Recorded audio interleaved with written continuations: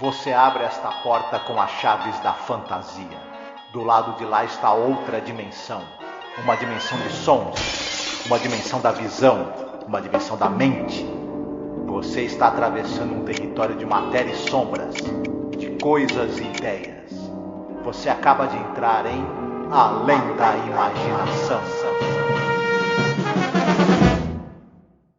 Olá, ouvinte, seja bem-vindo a mais um episódio sobre a série clássica Além da Imaginação. Eu sou a Angélica. E eu sou o Marcos. Hoje nós iremos falar sobre o episódio número 144 no geral da série, episódio número 24 da quinta e última temporada de Além da Imaginação, que se chama What's in the Box. Né, Marcos? Exatamente. Então é isso, então a gente vai falar um pouco aqui sobre nossa campanha para poder arrumar o notebook, nosso projeto. Não deixe de nos apoiar, tá bom? Porque nós estamos precisando urgente de um computador, tá bom? Precisamos da sua ajuda. Escute aí que a gente já volta com mais informações sobre o episódio. Olá, eu sou a Angélica. E eu sou o Marcos. E hoje nós viemos aqui com um pedido muito importante para você que nos acompanha nesses quase 14 anos de podcast. Nos últimos tempos, o apoio que vocês têm dado pra gente tem sido muito importante, tem nos ajudado muito, e a gente pensou numa meta para poder modernizar a aparelhagem que a gente tem, para poder começar a fazer lives. Volta e meia fizemos algumas lives, principalmente agora durante House of the Dragon, né? E quem nos acompanha sabe que o nosso equipamento ele é muito rudimentar e dessa vez a gente quer tentar chegar numa meta aqui para poder pegar um bom notebook para que eu possa fazer as lives com o Marcos, fazer lives semanais, a gente gerar mais conteúdo, fazer mais coisas ao vivo, ter mais interação com os nossos ouvintes e espectadores. E óbvio, né, para você ter um notebook melhor, não é um computador positivo que eu tenho aqui na minha casa, é uma coisa mais cara, né? E detalhe, nem é um notebook de ponta, assim, o melhor notebook gamer, nada disso. É apenas um notebook onde eu possa fazer as lives, eu possa mostrar os vídeos, não travar, né, durante as lives. O ideal é que a gente tenha o dinheiro no local que não cobra taxa, porque aí você estará ajudando a gente, né? E não enriquecer algum banco ou alguma, né, operadora. Na verdade, um computador melhor também vai agilizar a edição dos programas, né? Exatamente. Então, eu peço, Marcos também aqui, que você nos apoie, tá? Como você pode apoiar? Você pode apoiar pelo Apoia-se, mas o Apoia-se tira uma cota, né? Tira um valor. Ou você pode apoiar via Pix também. Nos ajude a atingir essa meta. Tá certo? Então a gente deixa aqui um beijo muito gostoso, um abraço muito apertado. Fiquem todos muito bem, se cuidem. Marcos Noriega, What's in the Box? Episódio dirigido pelo Richard L. Bear, escrito pelo Martin Goldsmith. O que temos a falar sobre esse episódio?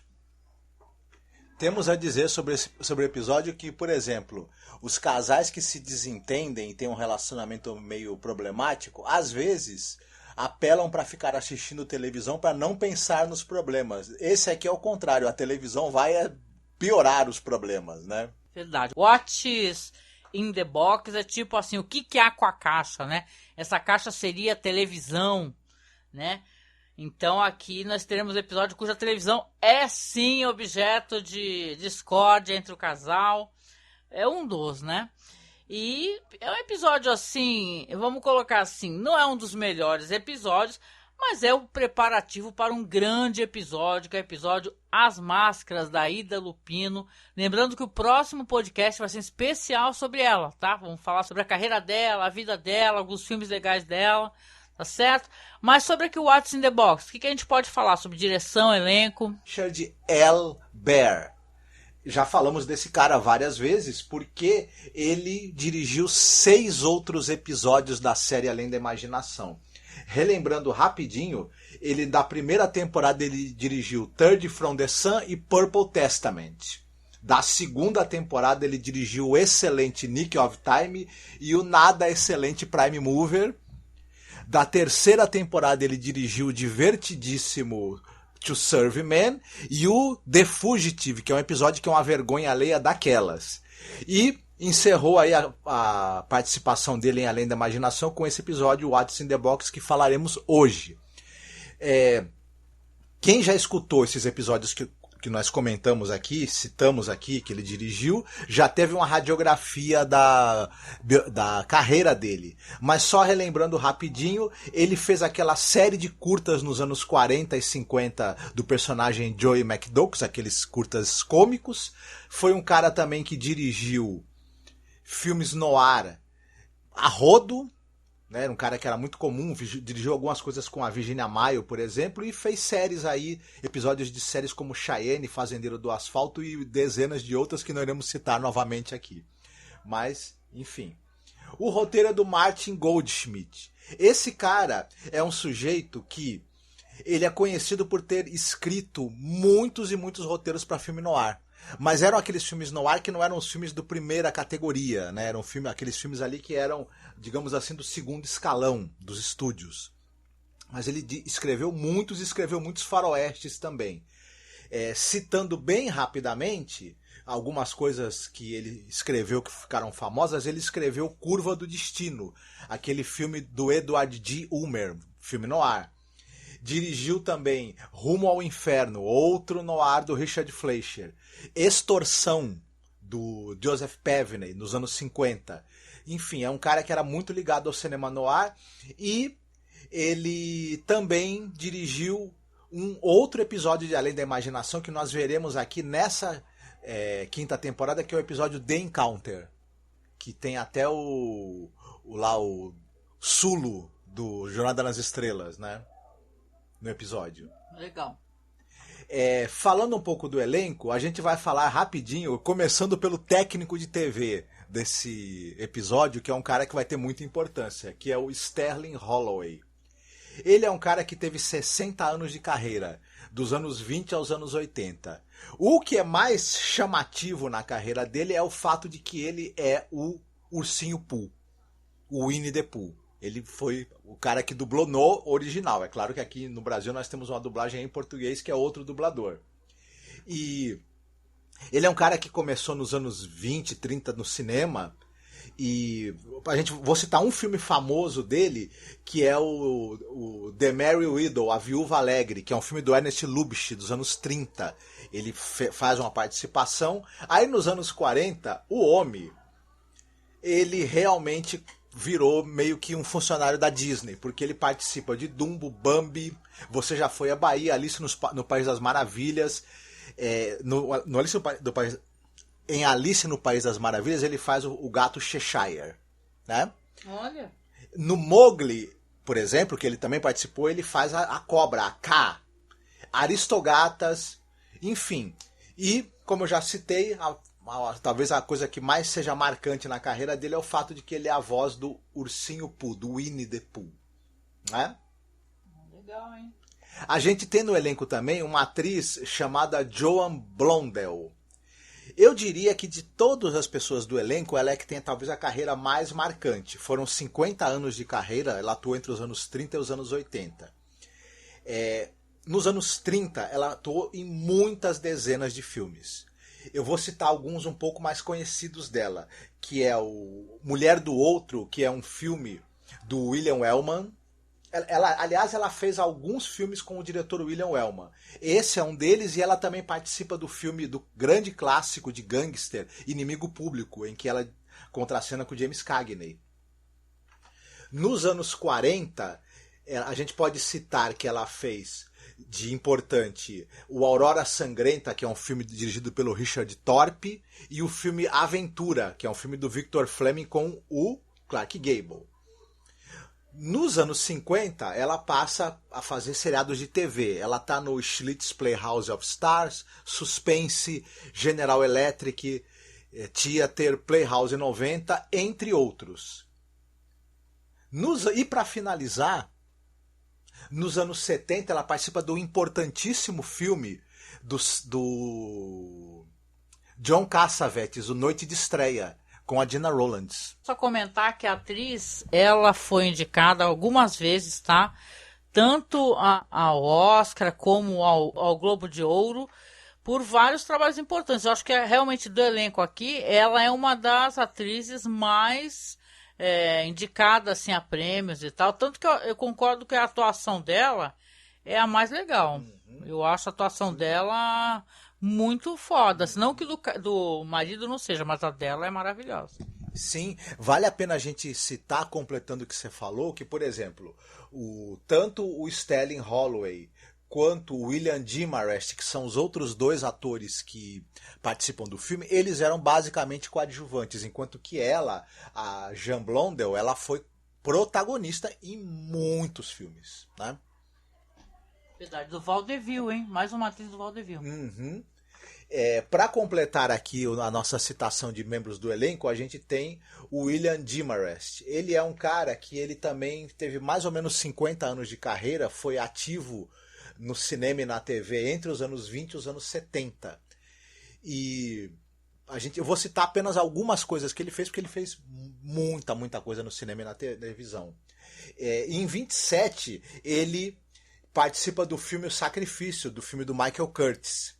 Ele está naquele famosíssimo filme O Cantor de Jazz, o primeiro filme, né, falado, famosíssimo, filme americano falado, né, inclusive, em que ele tem o Al Jolson no filme. Filme famoso, não precisa a gente, né, entrar muito em detalhes a respeito dele. Ele nos anos 30 ainda ele faz um filme Entre a Honra e a Lei, um filme com Spencer Tracy. Ele participa de episódio da série do Charlie Chan, lembram aquele detetive chinês, que na verdade o personagem era chinês, mas era feito só por atores americanos fazendo, né, Yellowface, uma coisa terrível, né? Mas ele participa do Charlie Chan na ópera ao lado de gente do Boris Karloff, né? E do Warner Oland, que fazia, né, o Charlie Chan.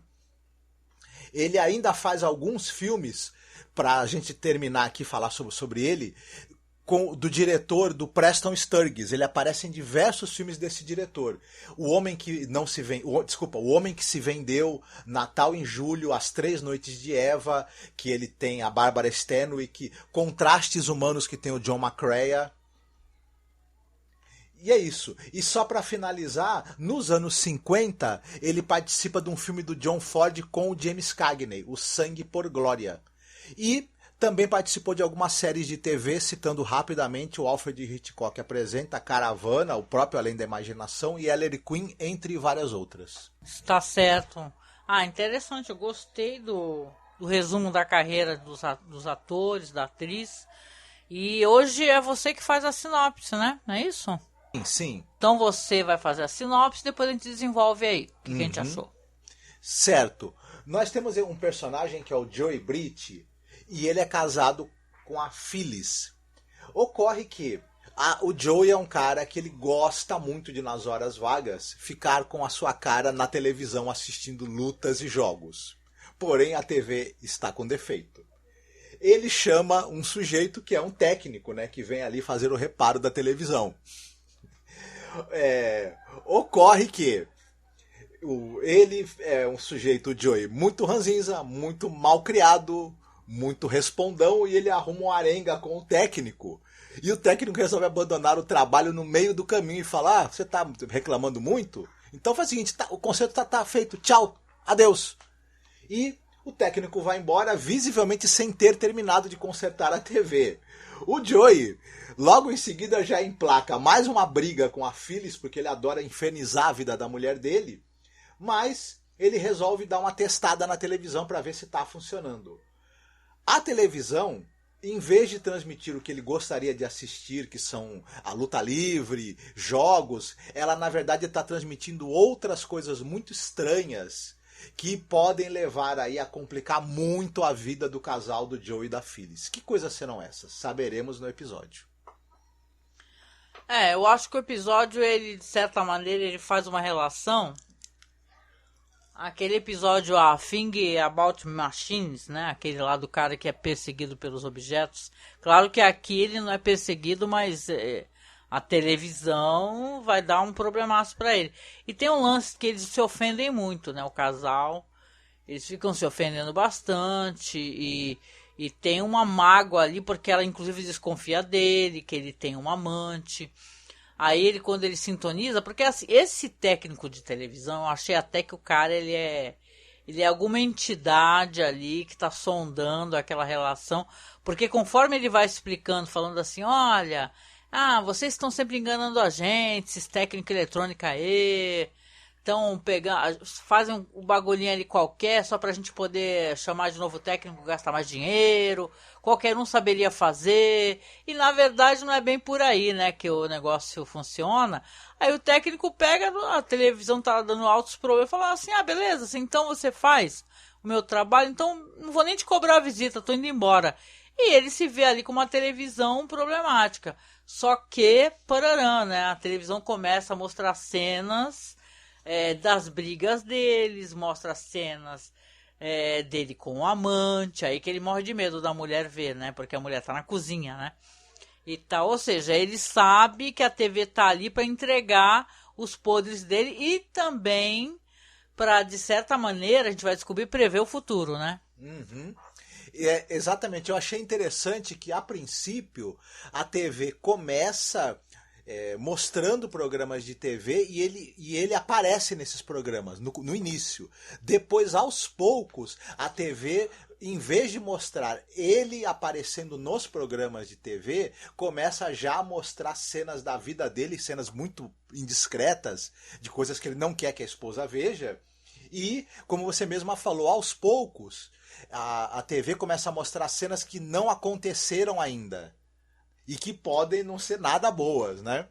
É claro que o Joey, que já vive uma relação muito tóxica com a esposa dele, de brigas, de xingamentos, de um não suportar o outro, ele começa a ficar uma grande pilha de nervos por conta de tudo que está acontecendo. E detalhe, né? Ele quer que a esposa veja, né, que a TV está transmitindo coisas estranhas. Só que, claro, sempre que ela vai ver na televisão só tá estática, né? Para ele passar por maluquinho, né? E ela fica muito pé da vida, né? Fala, além de tudo, além de ser grosso, mal educado, ainda é um louco, né? E o casal tá no limite, né? É uma briga bem barra pesada, pra falar a verdade. O episódio me incomodou, porque é umas brigas mesmo feias, entendeu? Ele quebra a cadeira em cima da mulher, entendeu? E, cara, são cenas de violência conjugal e, meu... Não sei se a intenção do episódio é fazer um certo humor com isso, né? Eu lembro até daquele episódio que a gente gosta, a gente fala mal dos episódios de The Twilight Zone que tem humor, mas tem aquele da câmera, né? Que os ladrões, eles roubam aquela câmera que tira fotos que prevê o futuro 5 minutos adiante. E depois dá tudo errado pra todo mundo. Esse episódio aqui é barra pesadíssima, entendeu? Porque o episódio vai evoluindo até o momento que ele vai ver na televisão ele matando a esposa. E não somente ele matando a esposa, como ele sendo julgado pela morte da esposa, ele indo para a cadeira elétrica pela morte da esposa, e ele fica desesperado, né? Ele chama ela e fala, não, eu não quero que isso aconteça. Eu acho que nem muito porque ele se preocupe com ela, e sim porque ele não quer que isso aconteça com ele. Né? Então é porque eles se odeiam visivelmente. Quando ele até tenta mudar o tom com ela não tá mais perdoando ele, né? Acabou. Logo cedo o episódio, acho que lá pelo meio do episódio, ele acaba vendo essa imagem dele tendo uma violentíssima briga com ela, que termina com ele jogando ela pela janela e ela morrendo. E depois o julgamento, condenação e execução dele. Eu até achei que o episódio acaba entregando, isso é uma coisa que eu não sei se você vai concordar. Eu achei que o episódio acaba entregando toda essa sequência cedo demais. Talvez se ele mostrasse só trechos em que a gente precisasse montar depois esse quebra-cabeça, fosse mais interessante. Mas a gente vê a sequência toda da briga deles e da morte dela. Ele fica muitíssimo mal com isso, transtornado, e ele resolve mudar o tom com ela, mas ele resolve contar pra ela que ele, na verdade, andou tendo um caso, né? Pra ver se ela o perdoa e eles podem recomeçar de novo. O que acontece é que o caldo entorna de uma vez, ela que já tava de saco cheio dele há muito tempo, já resolve que não quer mais saber dele e vai fazer as malas, e aquilo vai escalar depois a discussão que vai ter. Justamente a gente vai ver a repetição dessa briga que ele viu antes na televisão lá, né, no que seria no futuro, e vai acontecer meio que exatamente o que ele viu, né? Essa mulher odeia muito esse cara, odeia muito, e dá pra entender porque ele trata ela, ele é um taxista meio aloprado. O Marcos, que trabalha perto de taxista, eles são os caras meio aloprado, né? Não sei se é o dia a dia e tal, frustração, a cidade e tal. Ele é um cara que ele tem essa vida dupla, ele tem uma amante, e tipo, a amante bem mais jovem que ele, você vê, né, que é uma mulher mais jovem, e ele trata a esposa dele mal, a esposa dele odeia ele para um caraco, e vai dar tudo. É uma sensação que a gente tem assistindo, que é uma história sobre ser predestinado. Você não consegue alterar o seu destino, nem que você queira.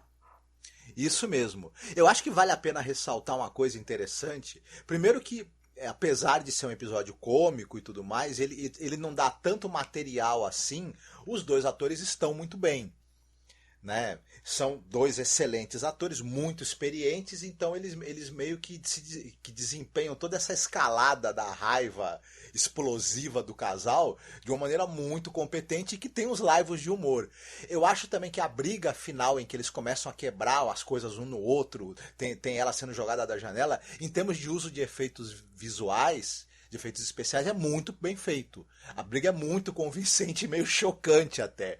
Eu concordo com você que é um assunto extremamente barra pesada, assassinato da esposa, jogar a esposa, agredir a esposa fisicamente, quebrar objetos nela e depois jogá-la pela janela, depois aparecer o cara sendo indo pra cadeira elétrica. É uma coisa meio barra pesada e que o episódio tenta dar um tom de humor, de leveza. Eu não sei até que ponto isso funciona realmente. Pra mim, eu acho que não funciona.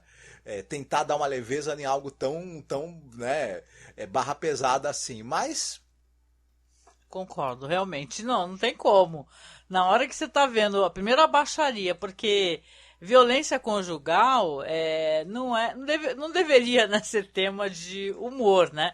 A gente vê que o episódio realmente ele quer fazer algum humor com isso, né? Do cara que, olha só esse cara, ele vai se ferrar. Olha, a mulher do cara é uma bruaca, não vai perdoar, você entendeu? Então é uma visão meio machista da relação, né?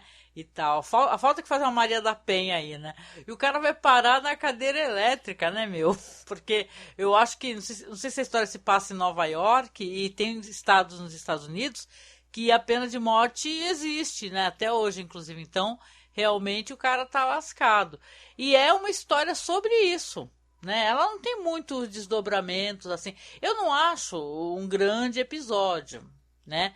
Apesar de ser muito bem filmado, ter essa atriz incrível, né? O Rod Serling e o produtor, tem uma coisa que eles sempre se preocuparam muito é com o elenco, né? Às vezes até mais com o elenco do que com o roteiro. Eu acho assim, um roteiro bem mais ou menos, sabe? Aquele episódio meio filler, né? Ainda mais que nem eu falei, é um episódio que antecede The Masks, né? Que é a única diretora de Twilight Zone, episódio maravilhoso, um dos melhores episódios de toda a série, né, de uma atriz, de uma diretora em ascensão, né, então é inacreditável, mas é um episódio, né, legal, assim, no que ele quer dizer e tal, para falar assim, olha, dentro da zona crepuscular, os destinos estão traçados, você não consegue mudar o seu próprio destino. Será também que ele quer dizer, numa outra possibilidade de leitura, é que as famílias estão tão dependentes da televisão para ela ser uma válvula de escape para as raivas e tensões dela, que se a televisão pifar, as pessoas se matam, brigam até se matar, será? Não, no final ele até fala algo assim. Ele fala, porque essa caixa, a televisão... É engraçado realmente que é o Rod Serling, um cara que tem um trabalho voltado ali para televisão, né? No Playhouse 90, antes era na rádio, falando sobre o vício na televisão. Tanto que ele começa o episódio falando, esse aqui é um homem viciado em televisão. Né? Então você acha engraçado, né? Que é quase, né? É a televisão criticando a televisão. Uhum. E eu ainda bem que a gente vive tempos em que esse vício não existe mais, acabou. Inclusive, vamos acabar logo isso daqui, porque eu tenho que continuar maratonando minha série da Netflix, tá? Que eu comecei. E, né? Muito bom, muito bom. É isso, gente. Então vamos lá para a parte de recomendações. O que você separou para recomendar hoje pra gente, Marcos? Eu gostaria de falar sobre... Eu até já citei esse filme mais de uma vez aqui, e é um filme que eu gosto muito, e é um filme sobre o que pode acontecer com você se você passar tempo demais de frente para televisão. É um filme chamado Videodrome, do David Cronenberg. E tudo bem, hoje em dia eu acho que é mais difícil que as pessoas tenham vício em televisão, mas quem tem é só dar esse filme pra pessoa assistir que ela vai se curar do vício dela, te garanto. Então enfim, é um filme que é a dose de horror absurdo, horror corporal, subversão, é altíssima, né? Como os filmes do Cronenberg costumam ser, né? É um filme que tem o James Woods e a Debbie Harry fazendo papéis absolutamente sinistros e alucinados. E basicamente, se a gente for tentar resumir aqui, o cara, ele é um produtor e ele está procurando uma nova atração ali para o pequeno canal de TV que ele tem, né, que ganhe, né, grande audiência. E ele acaba sendo apresentado a um programa chamado Videodrome, que uma vez que você assista, ele vai alterar a sua consciência, vai começar a alterar o funcionamento da sua TV, a sua fisiologia, e vocês podem já imaginar o que vai dar nisso daí, né? Nas mãos do Cronenberg. Olha, muito bom, adoro Cronenberg. Lembrando, né, para quem está acompanhando, espero que sim, depois comentem e marquem a gente aí no Twitter e tal, o Gêmeas Mórbida Semelhança, né, porque o Cronenberg tem os Gêmeos Mórbida Semelhança, né, e na Prime Video tá saindo com a Rachel Weisz a minissérie, né, já terminou, inclusive, saiu todos os episódios do Gêmeas Mórbida Semelhança, e ela tá maravilhosa, né, Marcos, a gente estava assistindo. É uma excelente releitura Na verdade, é uma nova adaptação do livro que deu origem ao filme. E vale muito a pena assistir. E a Rachel Weisz, ela tá realmente excepcional. O que não é novidade, inclusive, né? Não, e interessante que sob uma ótica onde a personagem é uma mulher, porque no filme do Cronenberg, quem não conhece a história, são dois gêmeos, né? E eles dividem tudo, o trabalho, as conquistas, a mulher, né? E tem uma coisa meio misógina, né? Porque tem um momento que um deles começa a criar uns materiais de trabalho, umas ferramentas que são ginecológicas, né? Vamos lembrar que é essa questão que tem a ver aqui com a ginecologia, né? Com o corpo feminino, e são coisas que ferem e podem matar. Então é impressionante. Muito legal. Eu até coloquei lá no nosso canal no OkRu, vou deixar o link aqui embaixo para vocês, a versão do Cronenberg, para o pessoal lembrar, para poder assistir, né, Marcos? Esse da Prime aí com a Rachel Weisz. Exatamente. Vale muito a pena. Conhecer o filme Gêmeos Mórbida Semelhança, muita gente já deve ter assistido, conhece, né? Sobretudo quem é o pessoal do terror, né? Que gosta de terror. Mas a série vale muito a pena é uma abordagem muito interessante, e os personagens, que é o Elliot no caso aqui, a Elliot e a Beverly, ganham uma outra dimensão totalmente diferente e muito interessante mesmo. Muito maravilhosa, hein? Bom, a minha recomendação aqui, eu vou recomendar algo que eu acho que eu já recomendei, mas não tem problema, porque eu acho que tem a ver com a temática do episódio aqui, que é o destino, a premonição. Eu vou recomendar o filme Premonição. Eu já devo ter falado em alguma ocasião que é uma das franquias que eu gosto, gente. Nem todos os filmes são bons, mas é inacreditável como fecha essa franquia, entendeu? Como ela volta para o começo, entendeu? Ela pega o fio certinho e volta para o começo. E a Premonição, o primeiro filme, eu lembro que eu adorei, né? Que é aquele negócio da inevitabilidade da morte, né? É um moleque que ele tem uma visão, né? Ele dá uma cochilada antes de sair o avião, do avião explodindo, né? E todo mundo morrendo, e ele se desespera, resolve sair do avião, e tem alguns colegas que acabam resolvendo sair com ele também. E a gente descobre, depois quando ele sai, tá todo mundo brigando, porque era uma viagem para a França, uma viagem escolar, aí o avião explode, né? E é aquela tragédia, né? A morte de muitos e muitos estudantes, professores, e os que ficaram começam a cobrar ele, acham que ele tem algum envolvimento.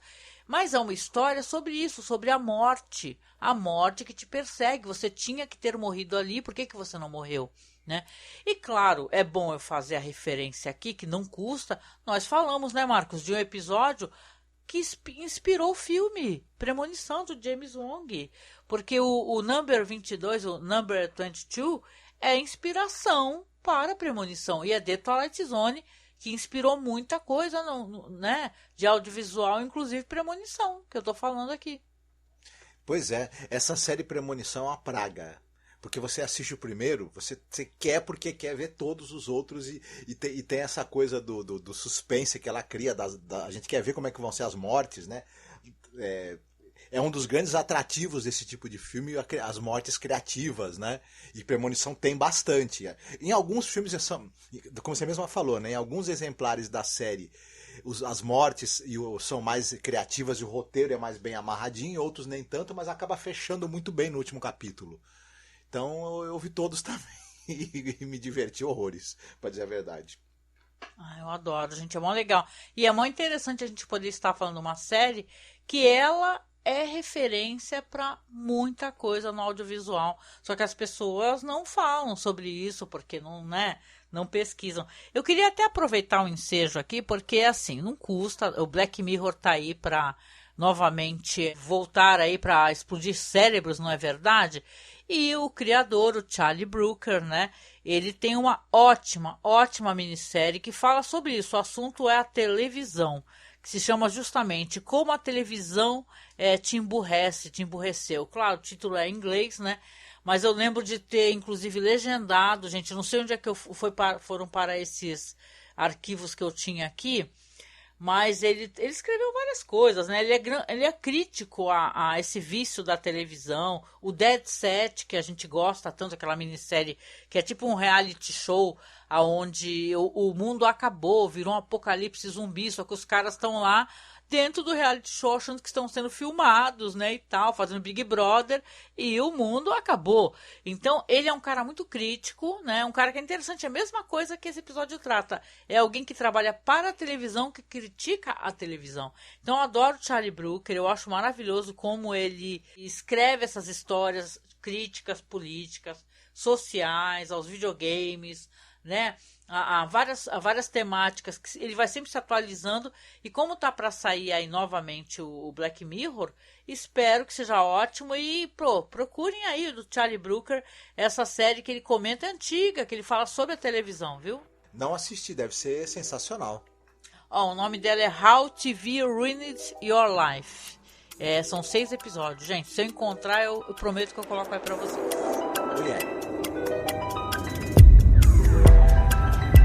There is a fifth dimension.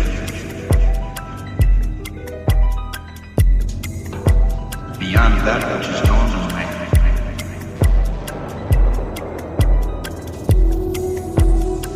It is a dimension vast as space. E é isso, né, gente? Agora a gente vem se encaminhando para o final do nosso podcast.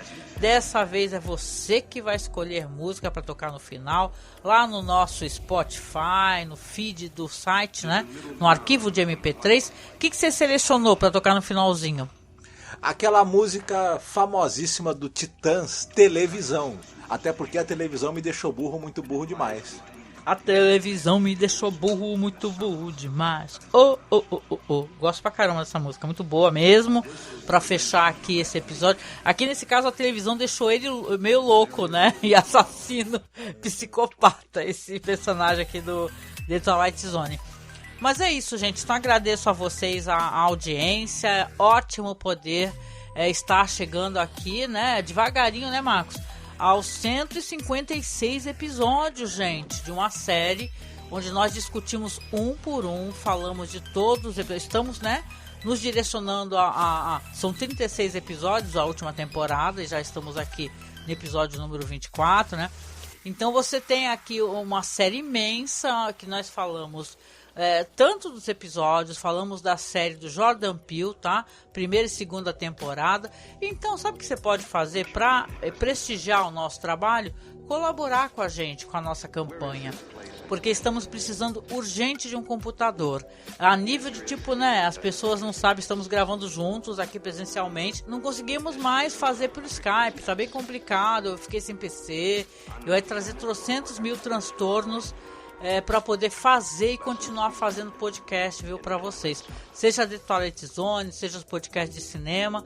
Então eu peço, se você puder, por favor, colabore com a gente financeiramente para manter o nosso trabalho vivo, para nos ajudar a comprar as peças do computador, né, e montarmos esse PC, que vai ser tudo muito diferente quando eu tiver com um PC melhor, né, porque agora inclusive estou sem PC, né, novamente, infelizmente. Então, por favor, tá? Colabore, é só você acessar Padrim, tá o link logo abaixo aí, ou Apoia-se, ou fazer um Pix, tá? Que tem uma conta na Caixa Econômica Federal, que é onde a gente está recebendo as doações para comprar as peças, é apoiomasmorra@gmail.com. Você colocando esse e-mail, você manda um Pix pra gente. Mandando um Pix acima de R$10, você já participa do sorteio da ilustração linda que o Marcos fez, que vamos sortear e enviar emoldurada, tá? Pro ouvinte que ganhar o sorteio, tá certo? Então, eu venho finalizando aqui, agradecendo mais uma vez, e a gente se encontra no próximo podcast. Fiquem bem, se cuidem, vejam menos televisão e comam mais verduras. Um beijo, tchau, tchau.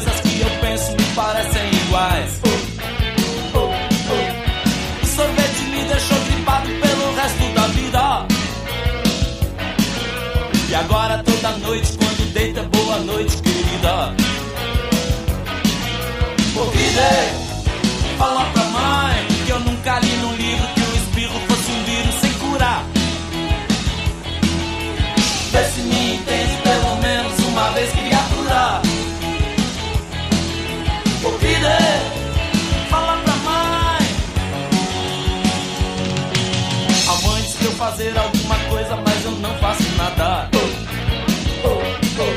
A luz do sol me incomoda, então deixa a cortina fechada. É que a televisão me deixou burro, muito burro demais. E agora eu vivo dentro dessa jaula junto dos animais.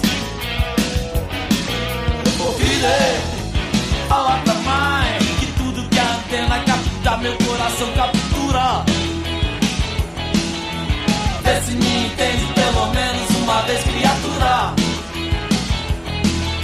Ô querida, fala pra mãe.